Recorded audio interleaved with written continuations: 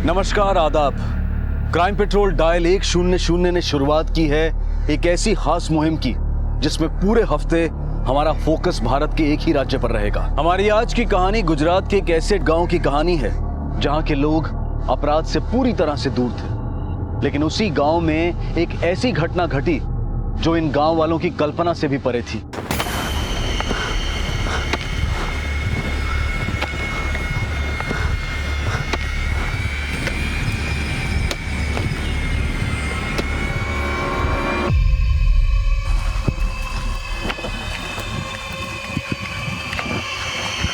माँ, हाँ क्या कर रहे हो? कुछ नहीं बेटा, वो खेत में जुताई कर रही थी ना, तो वहाँ सोना मिला है। सोना? हाँ सोना मिला है, तो सोचा यहाँ पर ना गाड़ दूँ। ध्वनि बड़ी होगी ना तो उसकी शादी के लिए काम आएगा। लेकिन सुन, तू भी इस बात का ध्यान रखना कि ये बात किसी को पता ना चले, ठीक है? R for Rose. S for हाँ, बोल कोकिला। सर, S फॉर सन। सन माने सूरज। वेरी गुड, सरस, बेस बेस। SUN, सन माने सूरज। अभी कल A to Z पूरा याद करके आना। हाँ चलो, समय થઈ ગયો છે। गुड नाइट, जय श्री कृष्ण। जय श्री कृष्ण।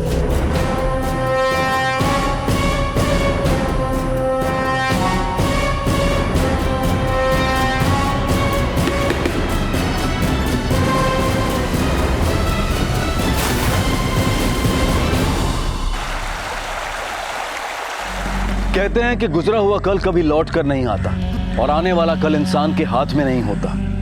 जिंदगी का ये नियम इंसान को तब और विवश बना देता है जब उसकी उम्मीदों का ना तो कोई छोर हो और ना ही इंतजार का कोई आधार। लेकिन ये हत्या क्यों हुई और किसने की, इन सवालों से कहीं ज्यादा रहस्यपूर्ण इनके जवाब थे।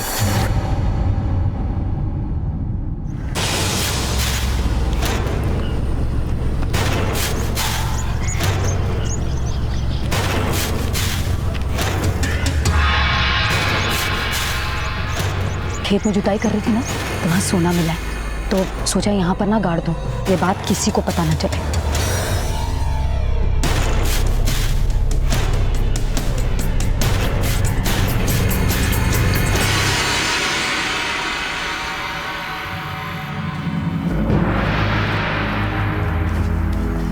Bye bye मामड़ी।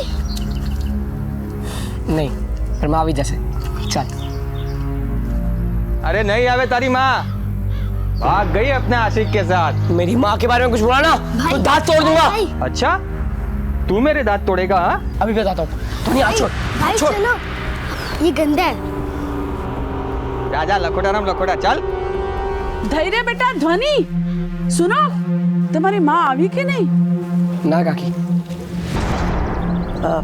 देखो डिकरा, तुम्हारी माँ नहीं आई ना तो घबराओ मत, मैं हूं ना तुम्हारी काकी। हाँ, तुम्हारे माँ जैसी।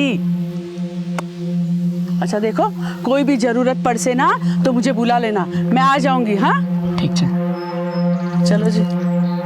भाई ये ऐसा क्यों बोली कि माँ नहीं आएगी? अरे ध्वनि, ये सब झूठ बोल रहे हैं। माँ भी जैसे। चल, तेरे को खाने के लिए देता हूँ। चल।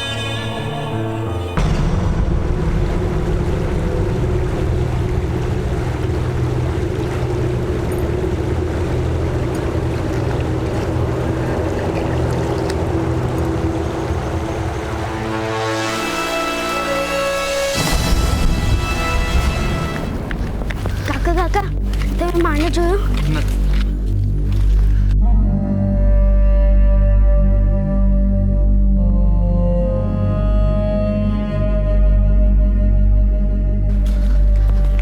काकी, आपने माँ को देखा? अभी क्या करेंगे?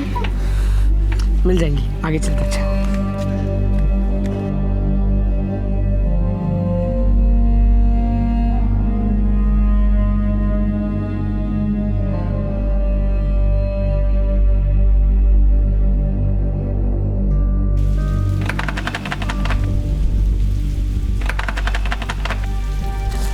माँ आ गई भाई। माँ, શું થયું ધ્વનિ? દરવાજો ખોલ ને. આવી कोकिला? नहीं अभी. मुझे पता था वो नहीं आई हो, इसलिए मैं तुम लोगों के लिए खाना लाई हूँ. लो. अच्छा चलो, હું તમને જમાડું છું. चलो चलो चलो चलो बेटा.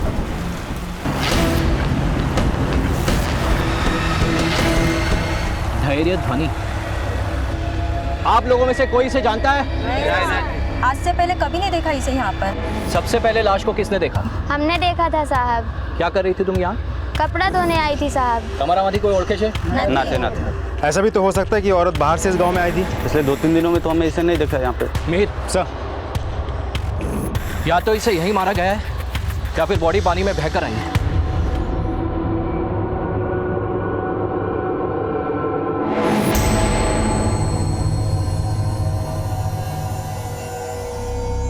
आबा यहाँ तुम दोनों खाओ. हाँ, मैं आती हूँ जरा जल्दी जाके. तेरे चाचा बुला रहे ना.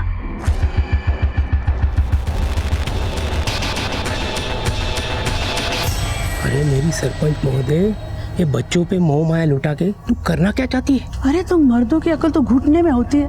10 एकड़ जमीन है कोकिला की और सरकार जल्द ही उस पर हाईवे बनाने वाले हैं और उस जमीन के बदले में 3 गुना दाम भी देने वाली है. फायदा ही फायदा है. कोकिला की जमीन सोने की खान है. ये लीजिए आपका खाना. नहीं चाहिए. अरे क्या हुआ बेटा देर? नहीं चाहिए. सर, यहीं पास में एक लवारिस ट्रैक्टर मिला है. लवारिस ट्रैक्टर? Yes sir.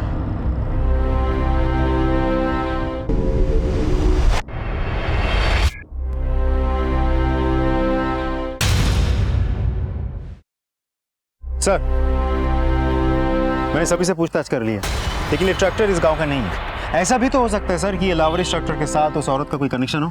पॉसिबल है मीर. इस ट्रैक्टर को फॉरेंसिक जांच के लिए भेजो और आरटीओ ऑफिस से पता करो कि ये ट्रैक्टर किसके नाम पे रजिस्टर्ड है. Yes sir. और हाँ, आसपास के गांव वालों से पूछताछ करो, शायद इस औरत के बारे में कोई जानकारी मिल जाए. Yes sir.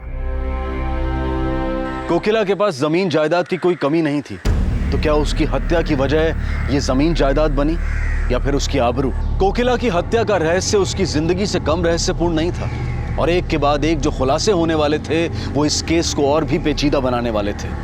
बस देरी थी तो कोकिला की लाश आइडेंटिफाई होने की.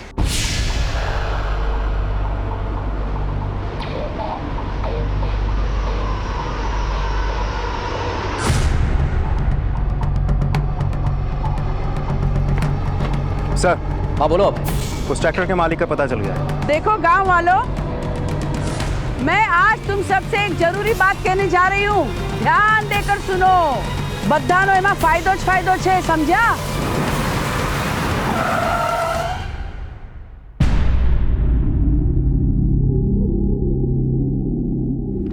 શું વાત છે इंस्पेक्टर साहब? 2 दिन पहले हमें तारापुर गांव से एक औरत की लाश मिली थी. वहां पर एक ट्रैक्टर भी था जो इस गांव की कोकिला शाह के नाम से रजिस्टर्ड है. ये कोकिला है, इसी गांव में रहती है.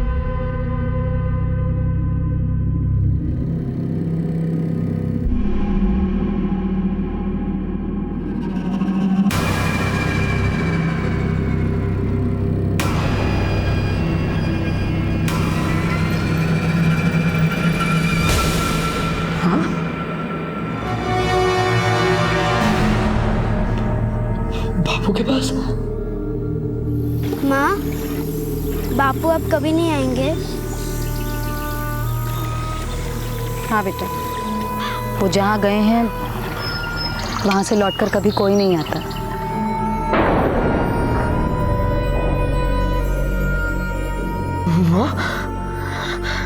कोकिला के पति का देहांत कब हुआ? पता नहीं.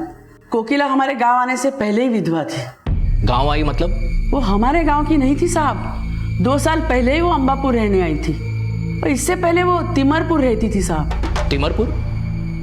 पर अपना गांव छोड़कर अंबापुर आकर बसने की वजह? उसने हमारे गांव में जमीन खरीदी थी और यहीं बस के खेती करना चाहती थी वो. अब वो जमीन ही मेरी पूंजी है. वहाँ खेती करके मैं अपना और अपने बच्चों का पेट भर सकती हूँ. आशा करूँ छू कि आप सब लोग मेरा सहयोग करेंगे इसमें. सारो गांव तारो सहयोग कर से। आप सबका बहुत बहुत धन्यवाद। कोकिला बड़ी जुझारू औरत थी। वो अपनी खेती अकेली संभालती थी। अपनी मेहनत से उसने अपनी तकदीर बनाई साहब। और तो और अपने खुद के लिए ट्रैक्टर भी खरीदा उसने।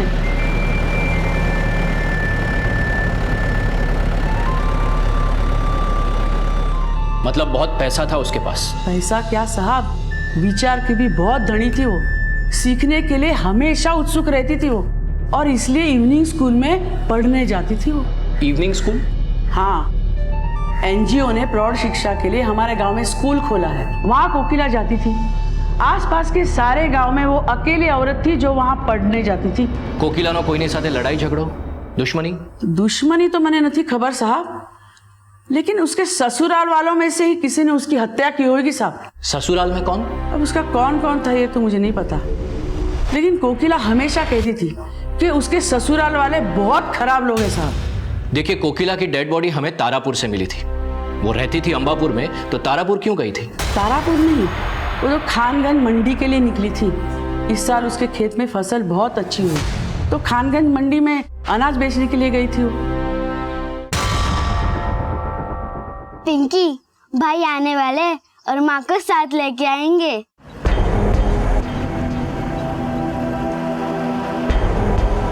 बहुत मजा आएगा। पिंकी, माँ आ गई। माँ, माँ, माँ, माँ, भाई, माँ कहाँ है? बताओ ना भाई। भाई, माँ किधर है भाई? माँ क्यों नहीं आई? बताओ ना भाई। बताओ ना भाई, माँ कहाँ है? बताओ ना, माँ कहाँ रह गई? बताओ ना भाई। भाई, माँ क्यों नहीं आई?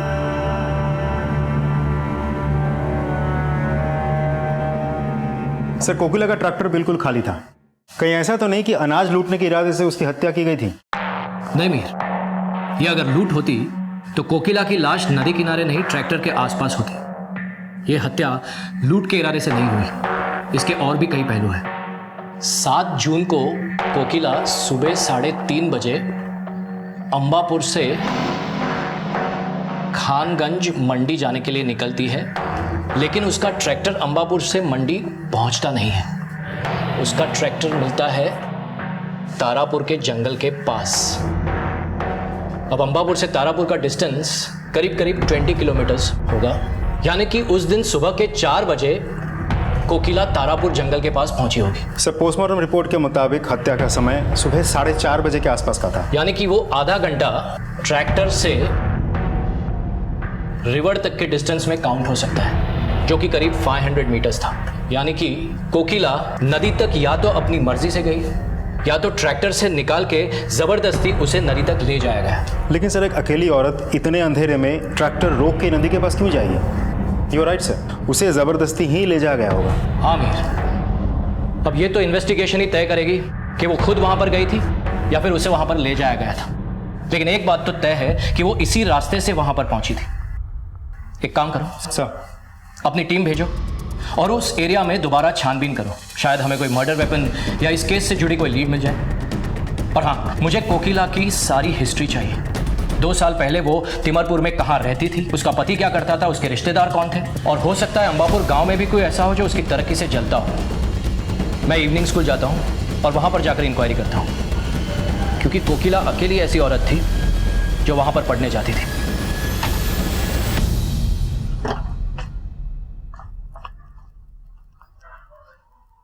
सर, मैंने तिमारपुर में पता कर लिया है, कोकिला यहीं की है। उसके देवर का घर भी यहीं है, लेकिन ताला लगा हुआ है। Okay sir. सर, आसपास के गांव में कोकिला एक ही इस उम्र की औरत थी जो पढ़ने आती थी।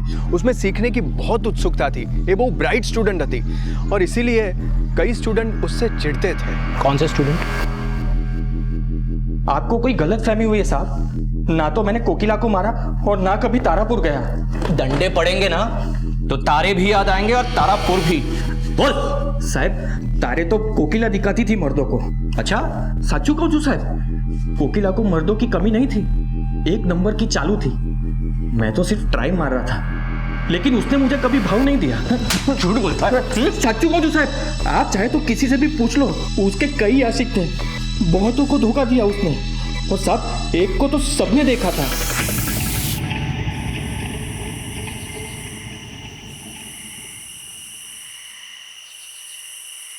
कोकिला,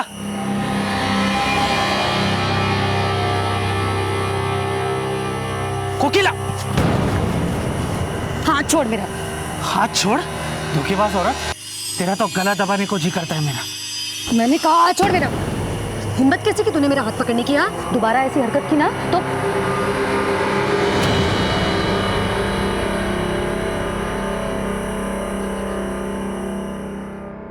शायद पाक्कू वो कोकिला का घायल आशिक ही था, तभी तो उसको धोखेबाज बोल रहा था। हो सकता है उसी ने कोकिला को मारा हो। वो आशिक अगर तू निकला ना तो चार्जशीट बाद में बनाऊंगा, रिमांड पहले लूंगा, समझी गए ना? सच्चू कहूँ साहब, मम्मी ना सब।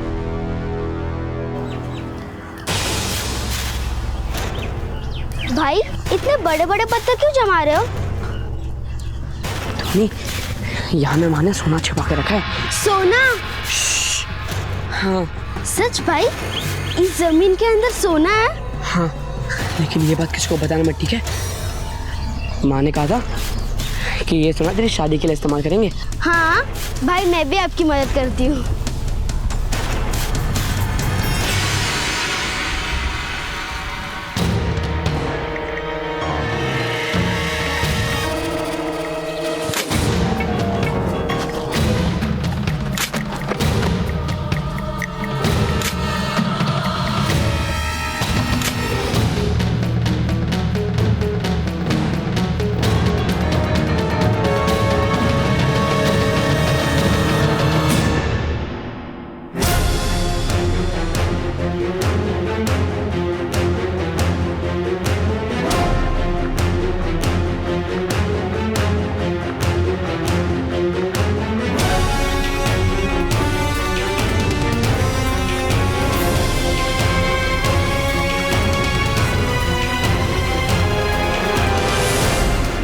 मैं कहीं नहीं करूँ साहब, मैंने कुछ नहीं किया, मैंने नहीं मारा। मैं तो यहाँ पर सिर्फ सोना लेने आया था। सोना लेने आया था? झूठ बोलता है। नहीं नहीं, सच्चू कहूँ तुझे, सच्चू कहूँ। मैंने दही और धोनी को बातें करते हुए सुना था। बोल रहे थे कि कोकिला बहन ने यहाँ पे सोना दबाया हुआ है।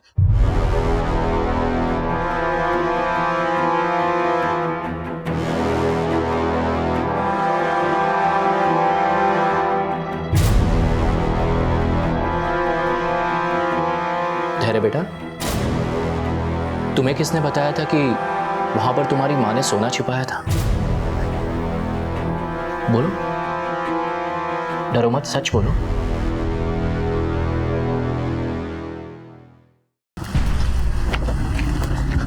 माँ, हाँ क्या कर रहे हो? कुछ नहीं बेटा, वो खेत में जुताई कर रही थी ना तो वहाँ सोना मिला है। सोना? हाँ सोना मिला है, तो सोचा यहाँ पर ना गाड़ दूँ। ध्वनि बड़ी होगी ना तो उसकी शादी के लिए काम आएगा। लेकिन सुन, तू भी इस बात का ध्यान रखना कि ये बात किसी को पता ना चले। तो तुम्हारी माँ ने तुमसे झूठ बोला था? नहीं नहीं, मेरी माँ ने झूठ नहीं बोला। मुकेश अंकल झूठ बोल रहे हैं। मुकेश अंकल ने वहां से सोना निकाला है और वो लाश वहां रख दी है। सर, बॉडी को देख के तो ऐसा लग रहा था कि कई महीनों पहले उसे दफना गया होगा। लेकिन कोकिला ये बॉडी अपने ही खेत में क्यों दफनाएगी? क्या कनेक्शन हो सकता है कोकिला का इसके साथ? और इस बॉडी को बहुत महीने पहले दफनाया गया है।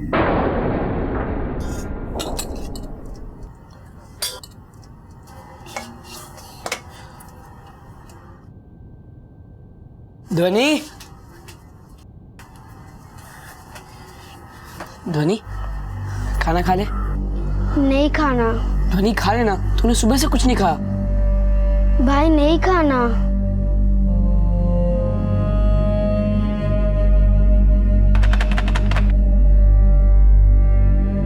आता हूं।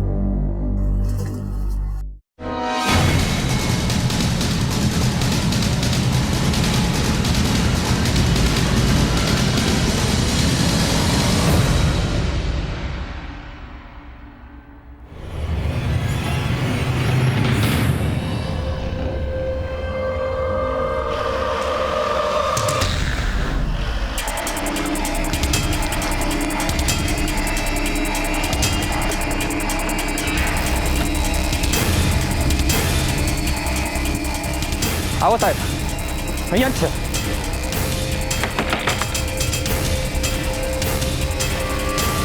साहब आज 6 मास। यही है वो आदमी जो कोकिला का गला घोटना चाहता था। धोखेबाज औरत, तेरा तो गला दबाने को जी करता है मेरा। मैंने कहा छोड़ मेरा। हिम्मत कैसे की तूने मेरा हाथ पकड़ने की? अरे શું વાત કરે છે સર? ऐसा कुछ नहीं है, मैंने कुछ नहीं किया है। કોણ છે તું અને અહીંયા શું કરે છે? सर मारू नाम धीरेन है और ये मेरी पत्नी और ये बच्चे मेरे भतीजे। मेरे भाभी के मरने की खबर मिली तो इनसे मिलने के लिए हम लोग यहाँ पे चले आए। बहुत साल बाद याद आया इनकी? हाँ बोल। सर मेरी तो सिर्फ अनबन थी कोकिला के साथ, क्योंकि वो हमें धोखा दे के यहाँ पे आई थी। कैसा धोखा? सब उस धोखेबाज ने मेरे भाई की जमीन अपने नाम करके बेच दी थी। उस जमीन में मेरा भी हक था साहब। तो इसीलिए उसे मारकर नदी में फेंक दिया और अब उसके बच्चों पे ममता जता रहा है ताकि जमीन हड़प सके। ना साहब, ऐसी बात नहीं है। माना कि मैं कोकिला से नफरत करता था, लेकिन मैंने उसका खून नहीं किया। मैं उसके बच्चों को तो अपने बच्चे मानता हूँ साहब। उसकी पति की जमीन पे तेरा हक था, उसका क्या सबूत है तेरे पास? सबूत मारा भाई ने जबान चे साहब। पिछले 2 साल से मैं मेरे भाई को ढूंढ रहा हूँ साहब, लेकिन पता ही नहीं चला वो कहाँ चले गए। क्या कोकिला विधवा नहीं है? हाँ साहब, कोकिला विधवा नहीं हुई थी। उसने तो अपने पति के मरने की अफवाह फैलाई थी। हमारा मोटा भाई तो लापता था। क्या? हाँ साहब, उनको चरस की बहुत बुरी लत थी और वो इस लत में इतने अंधे हो गए कि करीब 2 साल पहले मेरी पत्नी और कोकिला के गहने चुरा के भाग गए। हम लोगों ने उन्हें बहुत ढूंढा साहब, लेकिन हमें वो कहीं भी नहीं मिले। सर उसने मेरे भाई का झूठा डेथ सर्टिफिकेट बनवाकर सारी जमीन हड़प ली और फिर यहाँ आ गई। लेकिन कोकिला ने अपने पति के मरने की झूठी अफवाह क्यों फैलाई? क्योंकि उसका किसी के साथ चक्कर था साहब। चक्कर? हाँ साहब, वो 1 नंबर की चरित्रहीन औरत थी। किसके साथ चक्कर था उसका? साहब ये तो मैंने खबर न थी, लेकिन उसका जरूर किसी न किसी मर्द के साथ चक्कर था। सर, मैंने कोकिला के फ़ोन रिकॉर्ड्स क्रॉस वेरीफाई किया। एक बड़ी अजीब बात सामने आई है। वो एनजीओ के स्कूल टीचर हरीश को बहुत फ़ोन करती थी, यहाँ तक कि देर रात में भी। और एक और बात सर, ये इवनिंग स्कूल शाम के 7 बजे से लेकर रात के 9 बजे तक चलता है, लेकिन फिर भी कोकिला हर रोज़ रात को 10 बजे के बाद ही अपने घर लौटती थी, जबकि स्कूल की दूरी उसके घर से महज 15 मिनट की होगी।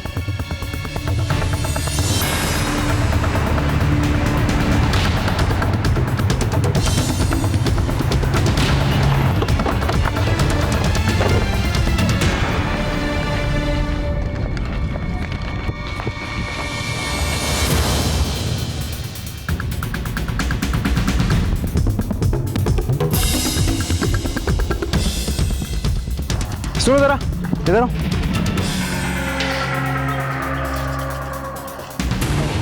ये हरीश कहाँ है? सर कल से तो ताला लगा है यहाँ पे और स्टूडेंट भी आके गए, पर 2 दिन से दिख नहीं रहा साहब यहाँ पे। ठीक है जाओ। कोकिला के गांव वालों से जानने की कोशिश करो कि कोकिला और हरीश के बीच में वाकई कोई अफेयर था।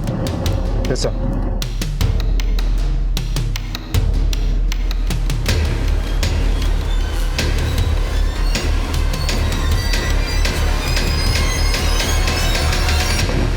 सर, कोकिला के पति भौतिक की हिस्ट्री पता चल गई है।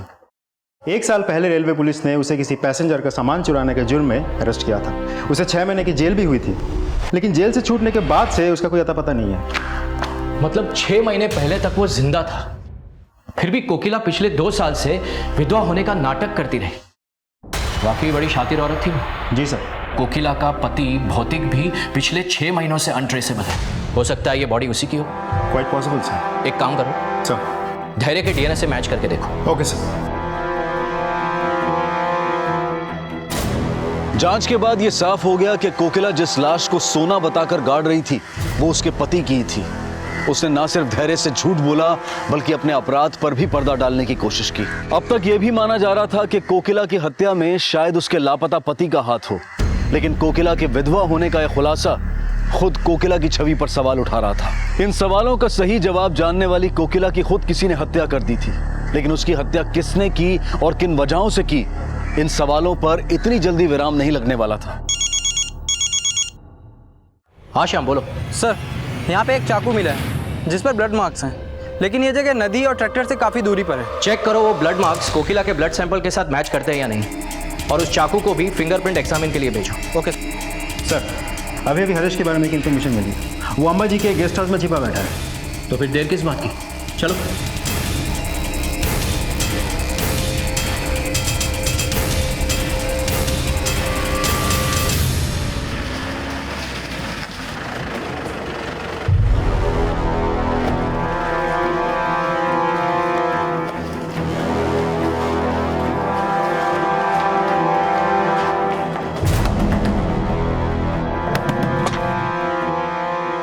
और चल, अरे साहब चल, सर मैं काहे नहीं करूं?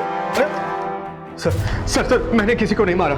मारा नहीं तो गांव छोड़कर क्यों भागा? सर मैं डर गया था, कहीं आप मेरे और कोकिला की फोन की डिटेल्स निकालकर मुझ पर शक ना करो। सर मैं उससे प्यार नहीं करता था, वो तिमरपुर से ही मेरे पीछे पड़ी थी। वो तेरे पीछे पड़ी थी या तूने उसे फंसा रखा था? तेरे ही कहने पर वो तिमरपुर की जमीन बेचकर अंबापुर आई, क्योंकि तेरे एनजीओ ने तुझे तिमरपुर से अंबापुर भेजा था, है ना? नहीं सर, मैं तो उससे पीछा छुड़ाकर भागा था। इसलिए 7 जून को तूने हमेशा हमेशा के लिए उससे पीछा छुड़ा लिया। बता, कोकिला के मर्डर के साथ साथ उसके पति के मर्डर में तेरा क्या हाथ? बोल। सर कोकिला ने खुद ही अपने पति को मारा था। सर साचू गौजू, मुझे इसके बारे में कुछ नहीं पता। कोकिला ने खुद ने ही 7 जून की सुबह मुझे बताया था। तेरे लिए अपने पति को मार सकती हूँ ना, तो फिर ये बच्चा क्या चीज है? तूने अपने पति को मार डाला? हाँ, मार दिया उसे। वो मुझे ढूंढता हुआ यहाँ आ पहुंचा था, इसीलिए मारकर गाड़ दिया जमीन में। और अब धैर्य को भी मारकर गाड़ दूंगी, किसी को कुछ पता नहीं चलेगा। तू कई शने हुमानी लेश, क्या ऐसा कभी होता है कि एक माँ अपने बच्चे को मारना चाहती हो? और क्यों मारना चाहेगी वो उसे? हाँ सर मैं सच बोल रहा हूं, वो धैर्य को जान से मारना चाहती थी, क्योंकि धैर्य ने हम दोनों को साथ में देख लिया था।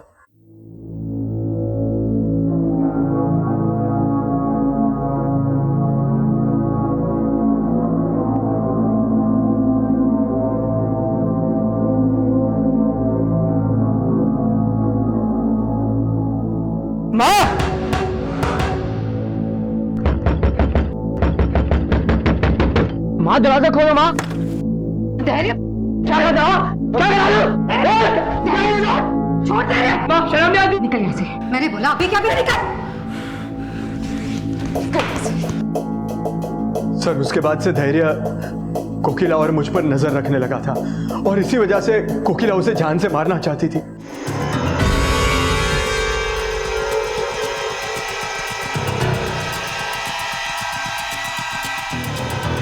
इतनी सुबह यहाँ क्यों बुलाया? ताकि जो हमारे बीच का कांटा है उसे हमेशा हमेशा के लिए हम रास्ते से हटा सकें। क्या मतलब है तेरा? हरीश, मैं धैर्य को साथ लेकर आई हूँ। तो ट्रैक्टर में है वो, चलो उसे मिलकर हमेशा हमेशा के लिए सुला देते हैं। सर लेकिन जब उसने मुझे धैर्य को मारने के लिए कहा, मैंने उसकी एक नहीं सुनी। अरे हट, पागल हो गई है तू? हाँ, पागल हो गई हूँ मैं। हरीश, कहाँ जा रहे हो? गांडी थई गई है तू, छोड़। हरीश,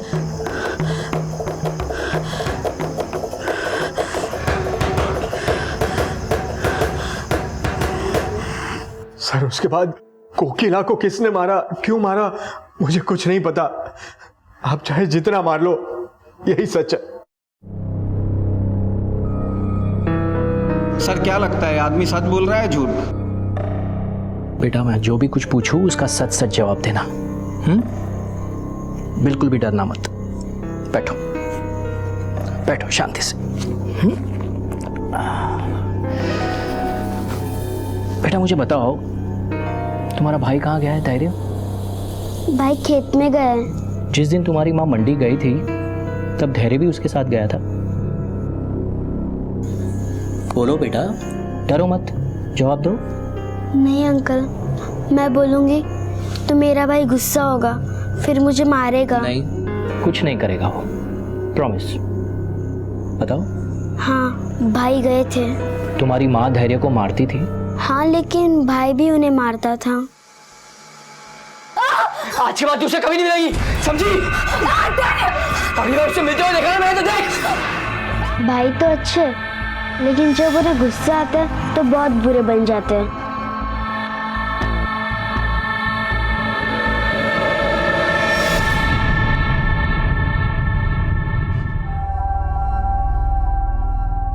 मुझे यहाँ क्यों लाए?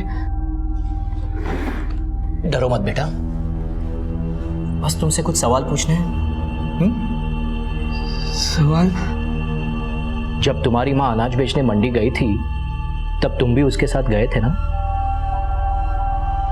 ट्रैक्टर में तुम भी उसके साथ थे ना? नहीं नहीं नहीं, मैं नहीं गया था। पर ध्वनि ने तो बताया कि तुम उसके साथ गए थे। ध्वनि ने भूल से बोला होगा, उसको नहीं पता, मैं नहीं गया था। हो सकता है तुमसे भूल हो रही हो, याद करो। शायद नहीं नहीं नहीं, मैं नहीं गया था, मैं नहीं गया था, मैं माँ के साथ नहीं गया था। कहीं गलती से तुमने तो अपनी माँ को नहीं मारा था? नहीं नहीं, मैंने नहीं मारा। मैं अपनी माँ को क्यों मारूंगा? नहीं मारा, मैं कह रहा हूँ मैंने अपनी माँ को नहीं मारा। मैंने नहीं मारा, नहीं मारा मैंने अपनी माँ को नहीं मारा। मैं बोल रहा हूँ मैंने अपनी माँ को नहीं मारा। शांत हो जाओ। Okay okay okay okay. मैंने नहीं मारा, मैं कह रहा हूँ मैंने नहीं मारा।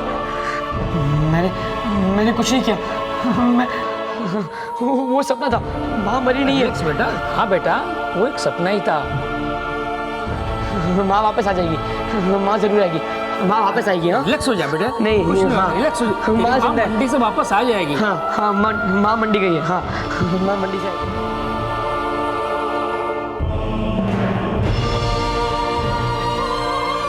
मुझे नहीं लगता कि हमें उस पर ज़्यादा जोर देना चाहिए। उस हादसे ने उसके दिमाग पर इतना गहरा असर किया है कि उसे सपना मानकर भी उसे डिस्क्राइब नहीं करना चाहता है।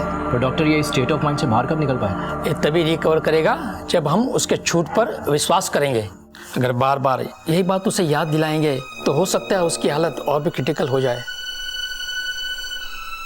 सर, मर्डर वेपन पे धैर्य कहीं उंगलियों के निशान थे। ये कंफर्म है कि कोकिला का मर्डर धैर्य नहीं किया है। लेकिन हरीश के बयान से ये भी सामने आया है कि कोकिला धैर्य का मर्डर करना चाहती थी। मुझे ऐसे लगता है कि हरीश के उस रात जाने के बाद कोकिला ने धैर्य को मारने की कोशिश की होगी। हाँ हाँ, आप कहाँ थे? मैं कब से आपका इंतजार कर रहा हूँ। हाँ, धैर्य डर कर वहां से भागा और भागते भागते इतना थक गया कि हाँफ के बैठ गया। शायद वहीं उसकी आंख लग गई होगी।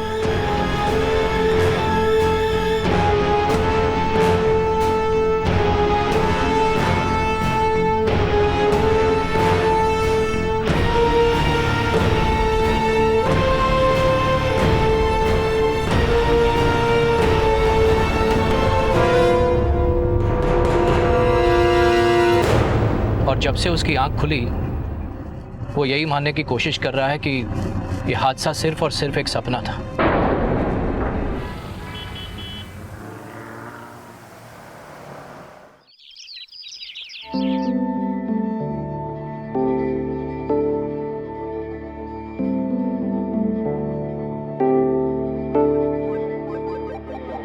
आई आई, खाना।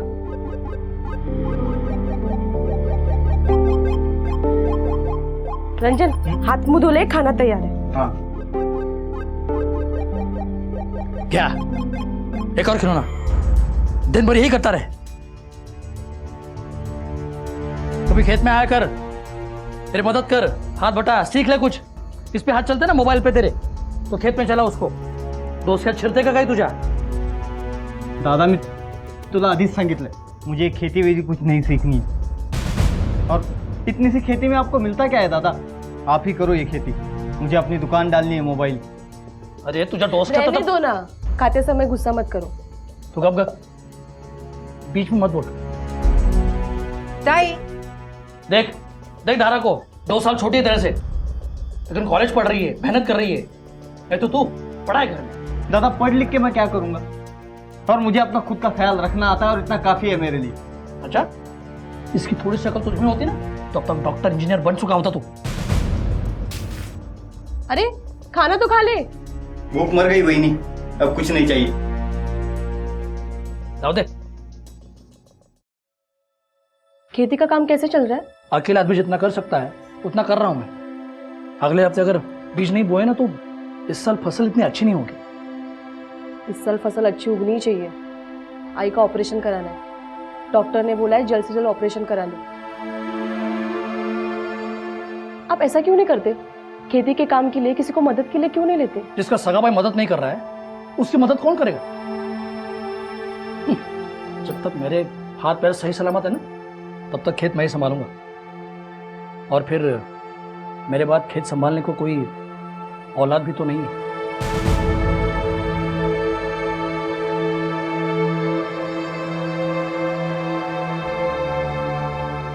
ताई, अगले 2 हफ्ते मुझे कॉलेज से छुट्टी है, एग्जाम है ना, इसलिए पढ़ाई के लिए छुट्टी दी है।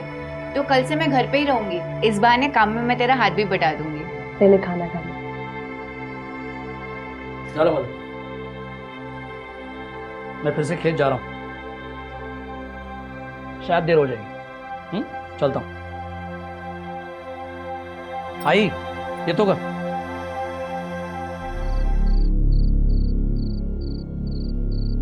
इतनी गर्मी में भी लोड शेडिंग, आदमी सोए तो कैसे? ये अब तक कैसे नहीं आए? तब तो आ जाना चाहिए था इन्हें। ज्योति वाहिनी, ज्योति वाहिनी। राम भाऊ, क्या हुआ? वो मदन। क्या हुआ उनको? एक्सीडेंट। किसका एक्सीडेंट? मदन का एक्सीडेंट।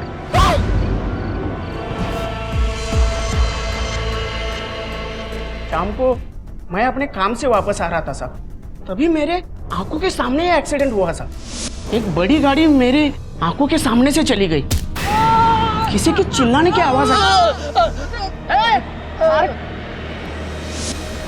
आपने गाड़ी का नंबर देखा? नहीं साहब, तब तक गाड़ी चली जा चुकी थी। मलाटे से थाने ले जाओ और गाड़ी का डिस्क्रिप्शन ले लो। ठीक है सर, चलो। आप लोग घबराइए मत, हम उस गाड़ी को जल्दी ही ढूंढ लेंगे।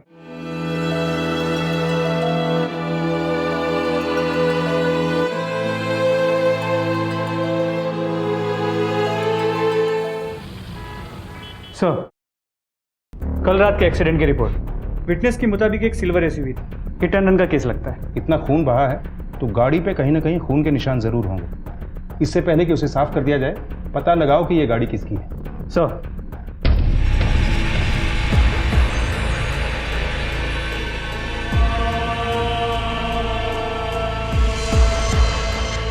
हमने बहुत कोशिश की, लेकिन इनका पैर बहुत बुरी तरह से कुचल चुका था। इनकी जान बचाने के लिए हमारे पास कोई दूसरा रास्ता नहीं था।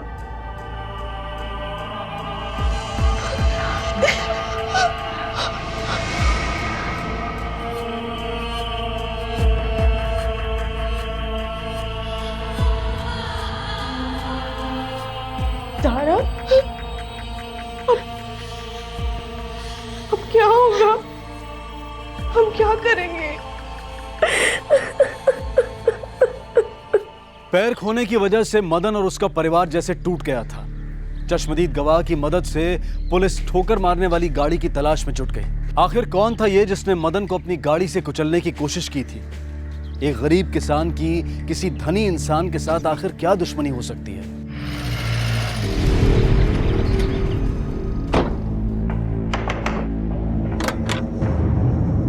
सूर्यकांत पाटिल। हाँ, ये गाड़ी आपकी है? जी, क्यों? सर्च वारंट है, हमें आपकी गाड़ी की तलाशी लेनी है। गाड़ी की चाबी।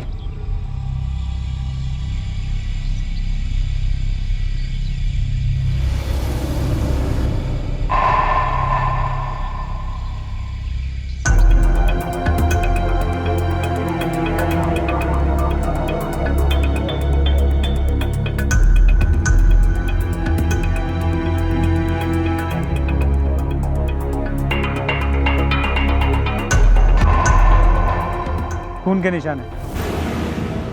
फोरेंसिक वालों को बुलाओ।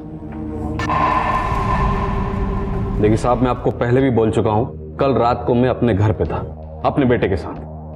तो क्या आपकी गाड़ी खुद ब खुद निकल गई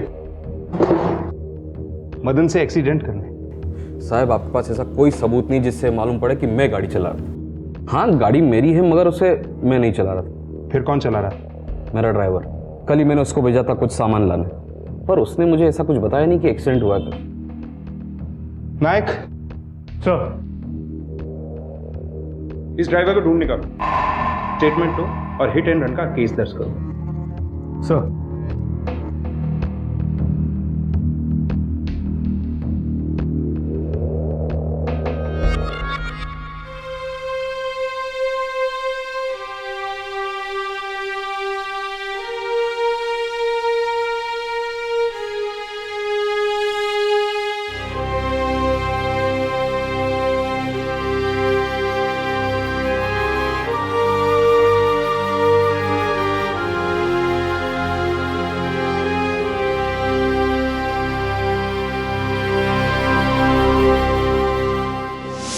ग। क्या हो गया? क्या हुआ पैर को? कहीं नहीं ग, जरा सी चोट आई है। कमाल करते हो, कितनी गहरी चोट है? किसान हो, हाथ पे सही सलामत होगे ना तभी काम कर पाओगे। आगे जाके चोट बड़ी हो गई तो बिना पैर के काम कैसे करोगे? अरे कुछ नहीं होगा। रुको, मैं हल्दी का लेप लेके आती हूँ। अरे रुको। जब तक मेरे हाथ पैर सही सलामत है ना, तब तक खेत मैं ही संभालूंगा।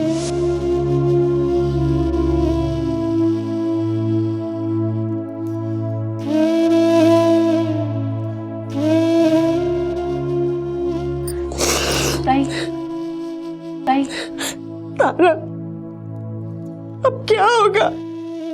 बिना पैर की एक किसान खेती कैसे करेगा? आधा खेत जोतना बाकी है। ये महीना खत्म होने से पहले बीज बोना पड़ेगा। तो 20 साल फसल नहीं पकेगी तारा। ताई, लेकिन बीज बोएगा कौन?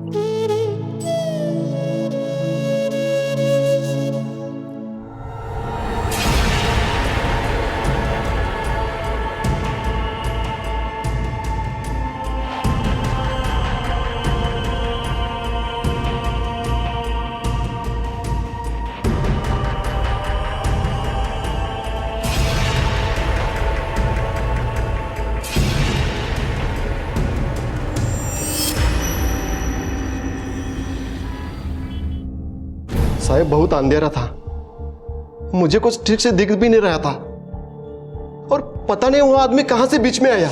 मैंने तुरंत ब्रेक लगाया लेकिन एक्सीडेंट रोक नहीं पाया साहब। अगर एक्सीडेंट हो गया था तो भाग क्यों गया? रुका क्यों नहीं आदमी की मदद के लिए? मेरा एक बेटा है साहब, मैं इस सब में फंसना नहीं चाहता था साहब। नायक अरेस्ट करिए ना।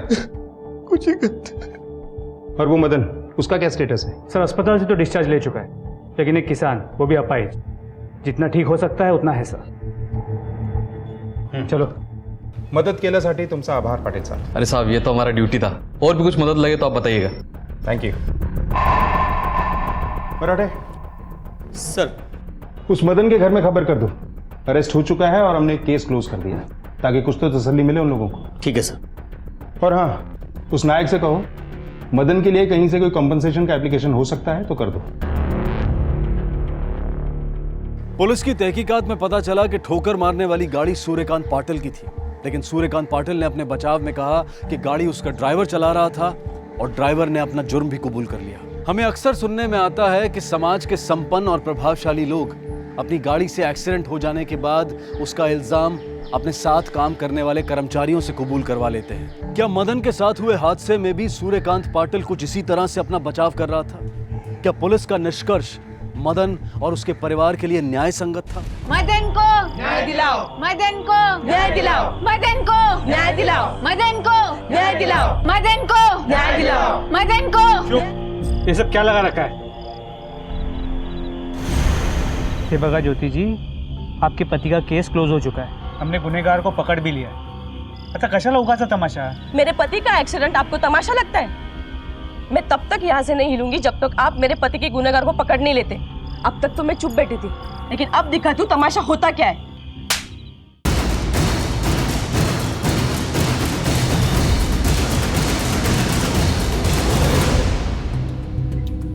आप एक पुलिस ऑफिसर पर हाथ नहीं उठा सकती ज्योति जी, ये कानूनन जुर्म है। तो फिर आप ही बताइए साहब, मैं और क्या कर सकती हूँ? अरे, आपके पति के गुनाहगार को हमने पकड़ लिया है, फिर आप ये सब क्यों कर रहे हैं?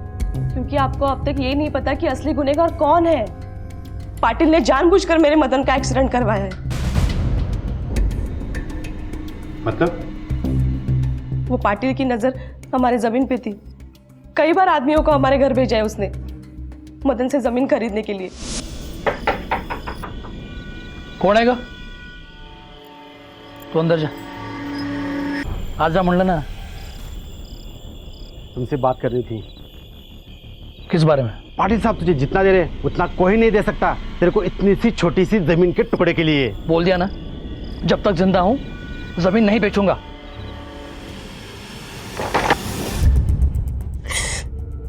एक बार नहीं, कई बार हुआ है साहब। परेशान कर दिया था उन लोगों ने हमें। हर हफ्ते किसी न किसी को भेज देते थे हमसे हमारी जमीन मांगने। और जब मदन ने जमीन देने से ना किया तो उसका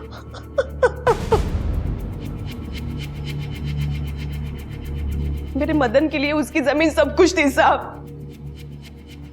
इसके लिए अब मैं उससे संभाल रही हूँ, लेकिन आपको हमें इंसाफ दिलाना होगा साहब। उस पाटिल को जिम्मेदार ठहराना ही होगा साहब। उसने मेरे मदन की जिंदगी खराब कर दी है साहब।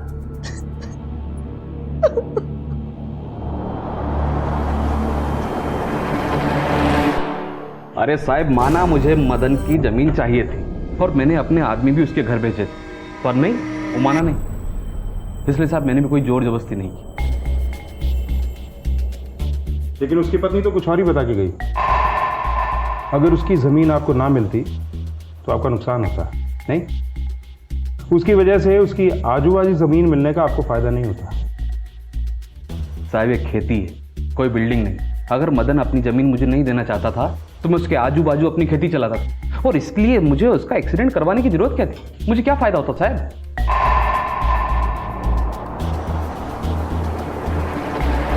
ठीक है, तुम्हें जाऊ शकता। ठीक साहब। नायक, सबूत तो नहीं मिल रहे हैं, लेकिन ये आदमी मुझे ठीक नहीं लग रहा। इस पे भी नजर रखो। तो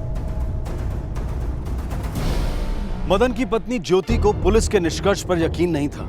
उसका यह मानना था कि सूर्यकांत पाटिल के ड्राइवर ने पाटिल का गुनाह अपने सर ले लिया था। ज्योति को इस बात का डर था कि पाटिल उनकी जमीन खरीदने के लिए किसी भी हद तक गिर सकता है। सिर्फ मदन का पैर तोड़कर उसे संतोष नहीं होगा। लेकिन पुलिस के पास पाटिल को अरेस्ट करने के लिए कोई आधार नहीं था, और पाटिल की अपनी सफाई में कही गई बात में भी तर्क था। क्या ये एक्सीडेंट मदन के दुर्भाग्य में होने वाली पहली कड़ी थी? क्या मदन की किस्मत में कुछ और बुरा होना अभी बाकी था?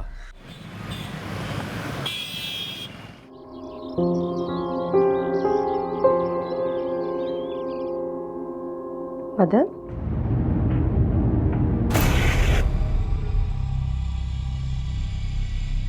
कहाँ चले गए? मदन, मदन, मदन, मदन। ज्योति आई, रंजन कहीं मदन को बाहर लेके गया है क्या? नहीं तो। कहाँ चले गए होंगे? मदन, मदन, मदन। क्या हुआ भाई? तेरे भाई घर पे नहीं है। नहीं है? क्या मतलब नहीं है? वो तो ठीक से चल भी नहीं सकते हैं भाई। क्या हुआ? दादा घर पर नहीं है। क्या? वो अभी तो यहीं पर थे। भाजी खत्म हो गई थी तो मैं उनको बोल के गई थी कि मैं बाजार जा रही हूँ। कहाँ गए? तुम लोग जाओ, मदन को कहाँ से भी ढूंढ के लाओ। जाओ, जाओ ढूंढ के लाओ। हाँ, वही नहीं लाता है। कहाँ गए होंगे?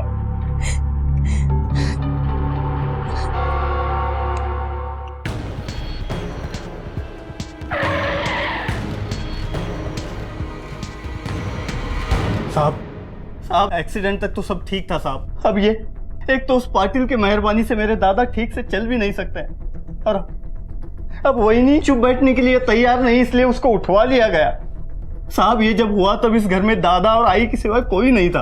और साहब मेरी आई ठीक से सुना ही नहीं देता, ऊंचा सुनती है, इसलिए उसे भी कुछ नहीं पता है। देखिए, हम अपनी तरफ से पूरी कोशिश कर रहे हैं, लेकिन आप में से किसी ने किसी को इस घर के आसपास भटकते देखा क्या?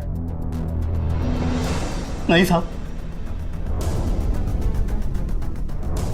ठीक है नायक, घर के बाहर देखो, कहीं जूतों के निशान या कुछ और मिलता है। सर।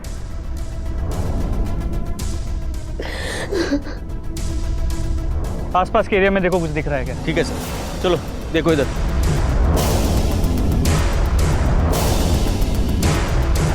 सर, गाड़ी के टायर के निशान।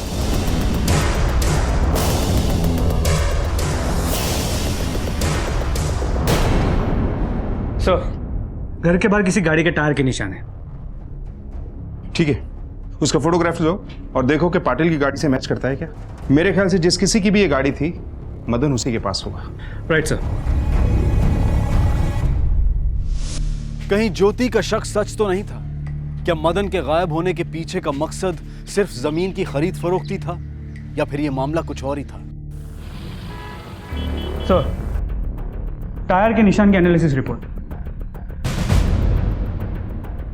नहीं, ये निशान पाटिल की गाड़ी के नहीं है। सर, बात यहाँ ख़त्म नहीं होती। ये निशान जिस मॉडल की टायर का है, इस पूरे ज़िले में ऐसी मॉडल किसी के नाम पे रजिस्टर्ड नहीं है। इसका मतलब मदन को किडनैप करने वाला कोई बाहर गांव का आदमी था। नायक, हमें मदन की जिंदगी में थोड़ा और झांकना होगा। आखिर उसने ऐसा क्या किया होगा कि उसकी दुश्मनी किसी बाहर वाले से हुई? एक काम करो, इस इलाके में आने वाले हर टोल गेट के सीसीटीवी फुटेज को चेक करो। देखो कि अपने डिस्क्रिप्शन से मिलती जुलती कितनी गाड़ियां यहां पर आई और इस मदन के बारे में और ज्यादा जानकारी हासिल करने की कोशिश करो। सर, एक बात और, मदन को गायब हुए 24 घंटे से ज्यादा हो चुके हैं। एक काम और करो नायक, इस गांव के खेतों और सुनसान इलाकों को एक बार जांच करो, कहीं ऐसा ना हो। सर,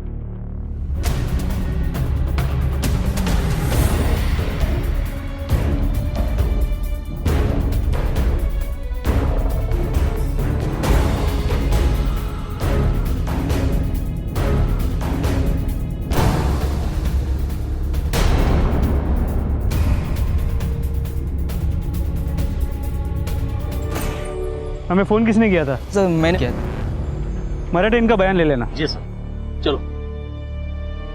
हाँ सर, यहाँ गांव के बाहर से किसी ने फ़ोन किया था, यहाँ पे लाश मिली है। सर, लाश को जलाने की कोशिश की गई है, चेहरा पहचान में नहीं आ रहा। सर, लाश का दायां पैर कटा हुआ है।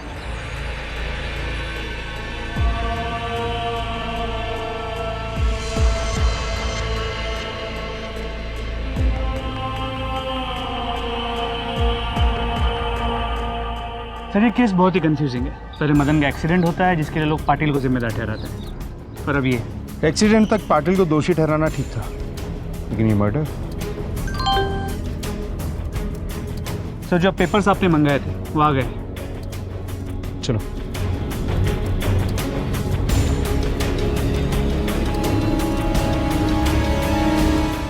एक गरीब किसान के पास ऐसा क्या हो सकता है जिसकी वजह से उसका खून करवाया जाए, या फिर उसकी जिंदगी में कोई ऐसा राज था जो अब तक पुलिस से छुपा हुआ था?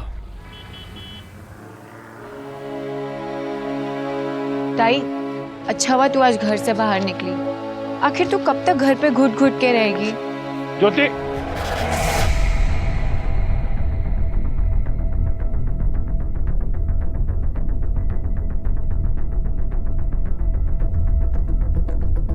मैं थक चुकी हूँ राणे साहब। वो पाटिल तब तक नहीं रुकेगा जब तक मेरा पूरा परिवार जल नहीं जाता। पहले मेरे मदन को मार डाला, तब भी हम चुप नहीं बैठे तो मुझ पे एसिड अटैक करवाया। नायक, गांव में सब लोगों से पूछताछ करो, शायद किसी ने उस एसिड फेंकने वाले का चेहरा देखा। सर,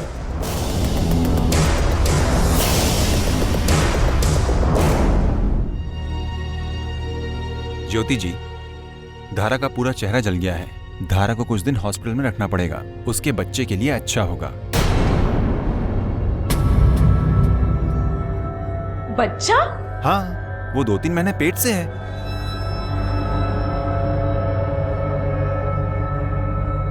पर ये कैसे हो सकता है? पिछले 1 साल से वो मेरे पास है।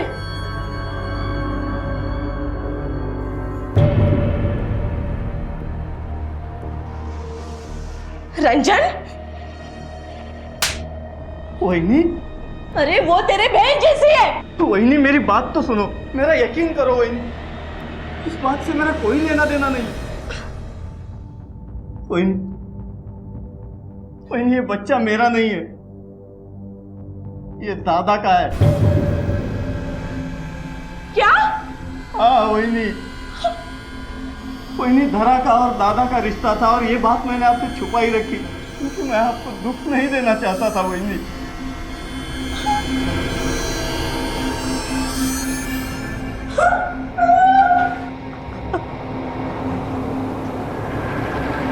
क्या धारा और मदन के नाजायज रिश्ते का मदन के कत्ल से कोई ताल्लुक था?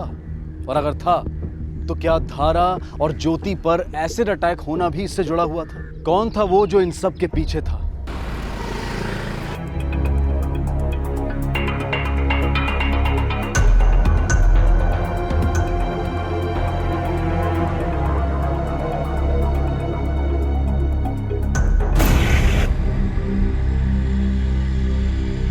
नायक, गाड़ी काढा.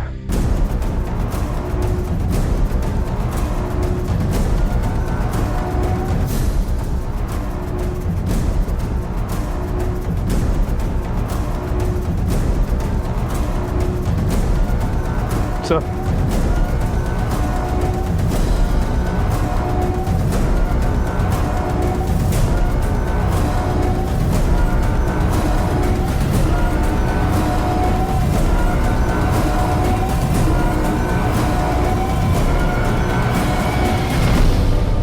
सर हम इस टायर के निशान की फोटो तो ले चुके हैं, इसकी एनालिसिस भी हो चुकी है। ये उस निशान से मैच होता है जो हमें मदन के घर के बाहर मिला। मैं यहाँ टायर के निशान देखने नहीं आया हूं नायक।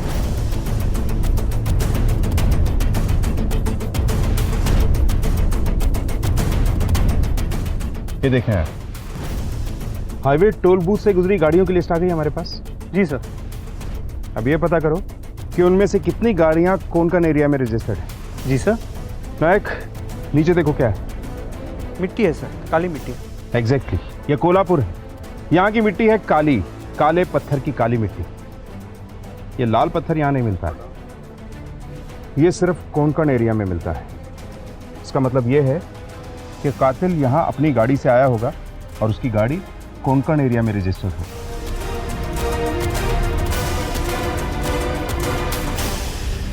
सर, टोल बूथ से हमारे डिस्क्रिप्शन को मैच करने वाली बहुत गाड़ियाँ आई हैं, लेकिन सर ये देखिए, मदन के गायब होने के ठीक 3 दिन पहले ये गाड़ी, और सर ये गाड़ी कोंकण की है। गुड, इस गाड़ी को ढूंढ निकालो, इसकी फोटोग्राफ्स बनवाओ और पूरे तालुके में टीम भेजो उसे ढूंढने के लिए। और कोंकण पुलिस से इसके ओनर की जितनी जानकारी मिल सके निकाल लो। सर,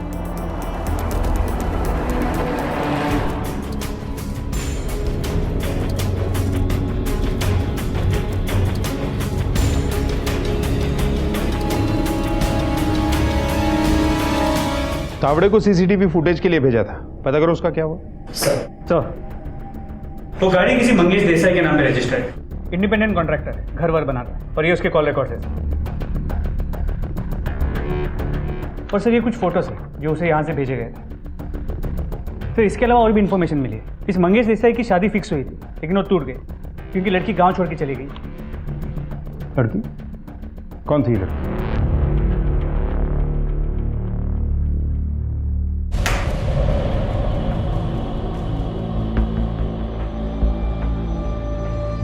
आखिरी मौका देता हूं रंजन तुम्हें सच बोलने का। साहब मुझे इसके बारे में कुछ नहीं पता।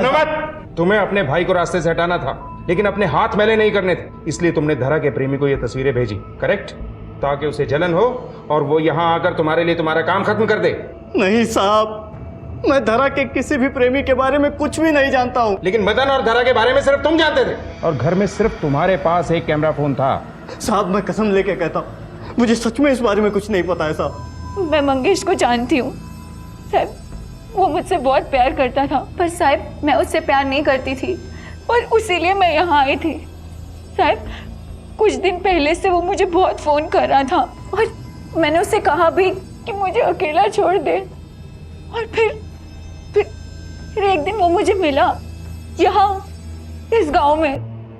मैंने मंगेश को कह दिया था कि मुझे उसके साथ नहीं रहना, लेकिन वो मेरी बात मानने को तैयार ही नहीं था। फिर मैंने उसे बताया कि मैं पेट से थी और मदन के बच्चे की माँ बनने वाली थी।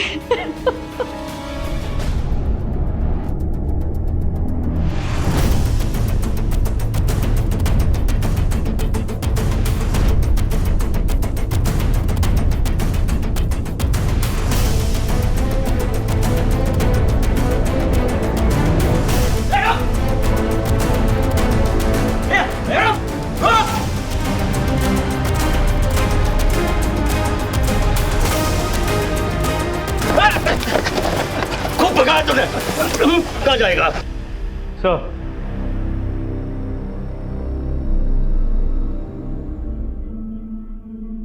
आपके आदमी ने कहा कि मेरे मदन के बारे में आपके पास कोई जानकारी है? जी हाँ ज्योति जी, आपको याद होगा कि आपके घर के बाहर और मदन की बॉडी के पास हमें गाड़ी के टायर के निशान मिले थे। नायक, वो आदमी हमारे कब्जे में है और उससे बहुत महत्वपूर्ण जानकारियां भी मिली हैं। सर, ये है वो आदमी।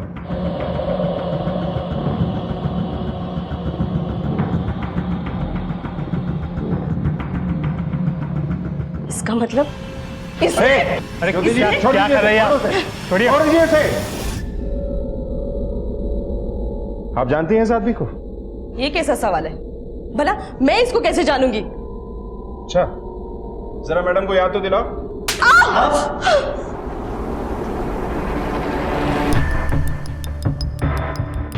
ये बैंक डिटेल्स हैं। बहुत अबला नारी होने का नाटक किया आपने। पैसे नहीं थे ना आपके पास, लेकिन आपने हमें यह नहीं बताया कि मदन ने एक और जमीन खरीदी थी आपके नाम, यहां से काफी दूर। अब वहां हाईवे बनने वाला है, लेकिन मदन के किडनैप होने के 4 दिन पहले आपने वो जमीन बेच दी और बड़ी चालाकी से वो पैसा किसी गुप्त बैंक अकाउंट में रखा। आधी बातें हमें इन सबूतों ने बता दी, बाकी इस मंगेश ने बताई। इसके आगे आप बताएंगी या हम अपने तरीके से पता करवा लें?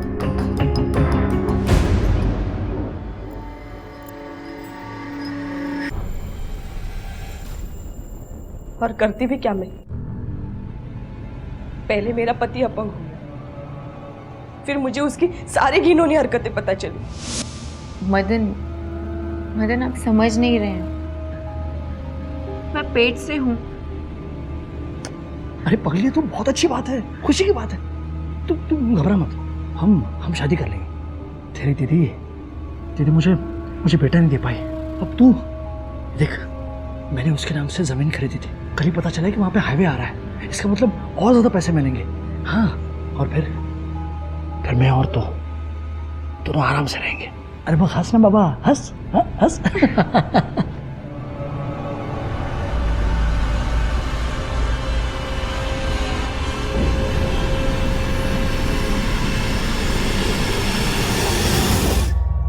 वो मुझे छोड़ने वाला था, इसके लिए मैंने उसके साथ इतने साल बिताए और उसके बदले वो मुझे रास्ते पे छोड़ने वाला था।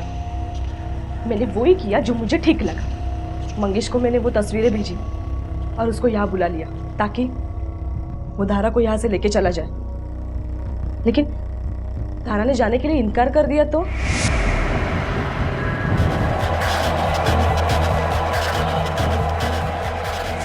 वो गोंदिया के नजदीक की जमीन मेरे नाम पे थी, तो वो मैंने हाईवे वालों को बेच दी और उससे जो पैसे आए वो मैंने बैंक में डाल लिए। मंगेश फिर भी धारा पे गुस्सा था। मैंने उसे बताया कि मैं और धारा गांव जा रहे सब्जी लेने के लिए। तब वो वहां पे एसिड लेके पहुंचा। उसने मेरे ऊपर भी एसिड फेंका ताकि मैं निर्दोष लगूं। अगर कोल्हापुर पुलिस बारीकी से जांच नहीं करती तो इतने सारे पहलू भी सामने नहीं आते और शायद ज्योति अपने पति का कत्ल करके बच निकलने में कामयाब हो जाती। लेकिन पुलिस की कार्य क्षमता की वजह से ज्योति को आईपीसी की धारा 201 के तहत सबूत मिटाने के लिए और धारा 302 के तहत हत्या के लिए अरेस्ट किया गया और मंगेश को भी आईपीसी की धारा 201 के तहत सबूत मिटाने के लिए और धारा 326A के तहत एसिड अटैक के लिए अरेस्ट किया गया। कोई भी जुर्म माफी के काबिल नहीं होता, लेकिन कई बार गुनहगार गुनाह हालात से मजबूर होकर करता है। हम उम्मीद करते हैं कि ज्योति की कहानी आपको एक सीख दे गई होगी। इसी विचार के साथ मैं अनूप सोनी अब आपसे विदा लेता हूं। फिर मुलाकात होगी अगले एपिसोड में एक और चौंका देने वाले केस के साथ।